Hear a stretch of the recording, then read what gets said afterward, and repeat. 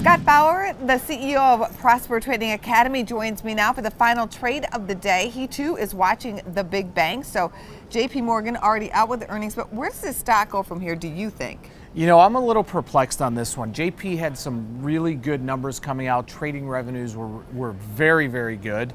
And yet, after an initial pop, stock sold off. So Angie, what that does, it gives me cause for concern for the overall market. Are we in a period of time, because of the heightened volatility that we have right now, where really good news is not good news, good news is bad news, where investors are maybe having any opportunity they can get to take some money off the table? So it's going to be real interesting to see, follow up this week. Obviously, we're going to talk about Netflix and Goldman and some of the other big ones to see if we get the same kind of overall reaction in the marketplace as we saw with JP. Well, let's take a look at Goldman Sachs. Well, market's expecting about an $8 move, and just as I was extremely optimistic with JP, I am with Goldman also, because I think that the trading revenue end of things are going to be just so great because of the volatility we've seen in the marketplace.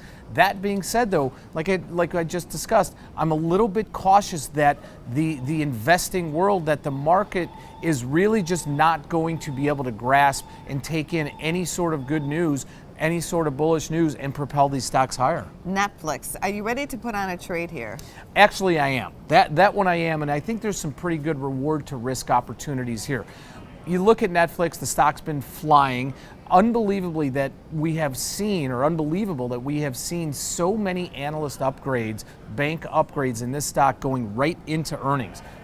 These big banks really going out on a limb here. I do like an upside trade, but what I'm doing, Angie, is I'm really trying to arbitrage or take advantage of some exceedingly high implied volatility, option volatility. So what I'm actually looking at is around the 345 strike or so. What I'm going to do is I'm going to sell this week's 345 call. Unbelievable amount of premium in that option, and I'm going to buy next week's 345 call. The reason I'm choosing those strikes, the expected move, based in the option market right now in Netflix, somewhere between $30, $32 or so. So that is really the upside target that I'm looking at. If we get that move to the upside, this will be a great trade because volatility is going to come in.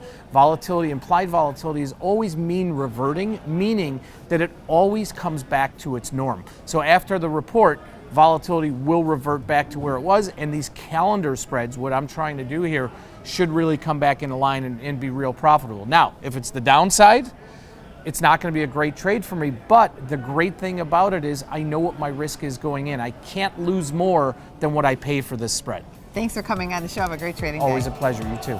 Check out businessfirstam.com to find out where to see our entire show. And don't forget to like, follow, and share Business First AM.